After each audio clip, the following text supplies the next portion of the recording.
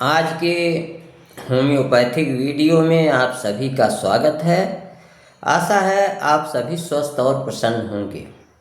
आज के वीडियो में मैं डॉक्टर ईवी नैश साहब के एक निजी अनुभव की चर्चा कर रहा हूँ, जिससे आपको यह पता चलेगा कि बड़े फोड़ों में होम्योपैथिक दवा कैलकेरिया हाइपोफास की क्या भूमिका है और इसे कब दिया जा सकता है, किन लक्षणों में दिया जाता है। डॉक्टर नैश साहब का मरीज जो है एक बच्चा था, उसकी उम्र 8 वर्ष थी। उसका जो घुटना है, पैर का जो घुटना है, उस घुटने में और उसके चारों ओर कई बड़े बड़े फोड़े हो गए थे और ये लगभग 4-5 की संख्या में फोड़े थे। इन फोड़ों का यह प्रभाव था कि जो टीबिया हड्डी होती है, जो पैर की बड़ी हड्डी टीबिया होती है, वह भी आधी सड़ गई थी और बच्चा बहुत ही दुबला पतला हो गया था,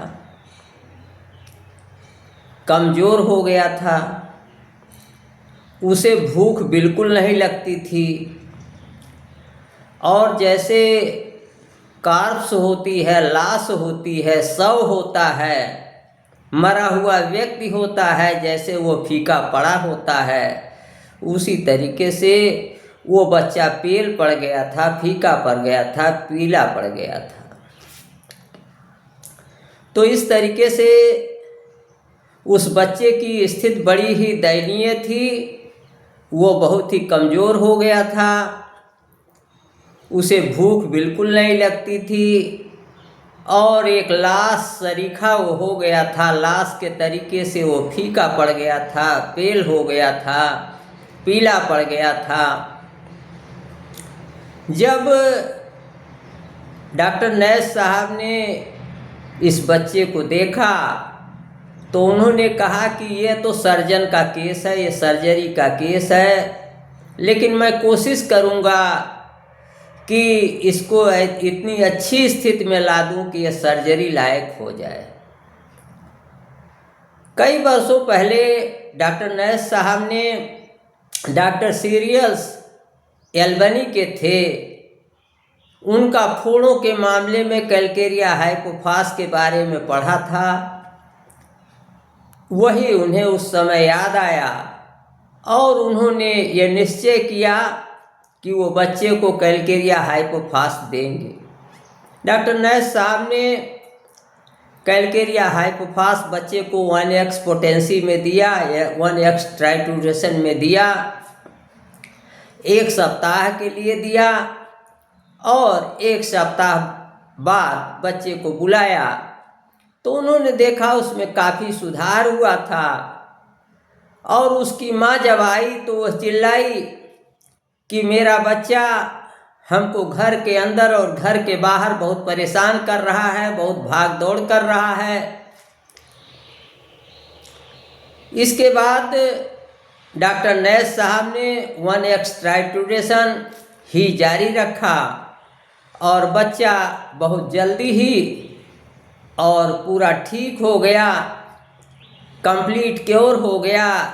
सिवाय यह बात थी कि टीबिया जो हड्डी है वो थोड़ी सी मुड़ गई थी, थोड़ी सी झुक गई थी।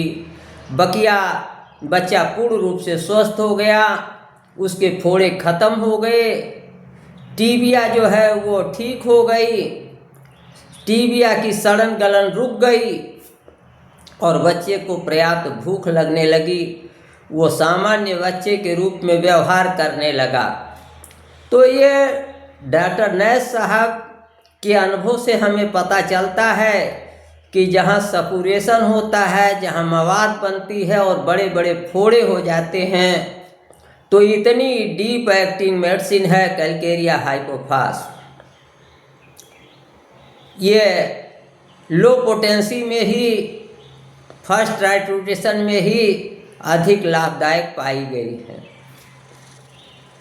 तो मैं समझता हूँ कि डॉक्टर नैस साहब का ये जो बॉयल्स के बारे में, लार्ज एब्सेसेस के बारे में जो ये अनुभव है, ये हम लोगों को भी मार्गदर्शन देता रहेगा और हम लोग जहाँ कहीं भी कैलकेरिया हाइपोफास का रोगी आएगा तो उसे पहचानने में भूल नहीं करेंगे।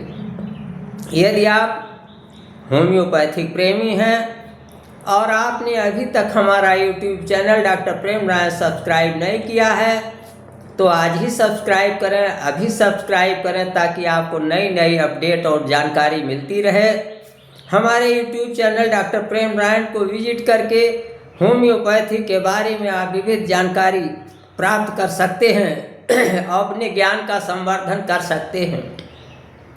होम्योपैथी के प्रति प्यार बनाए रखें। आज के वीडियो में इतना ही, अगले वीडियो में फिर मिलूँगा। नमस्कार, मैं डॉक्टर प्रेम नारायण।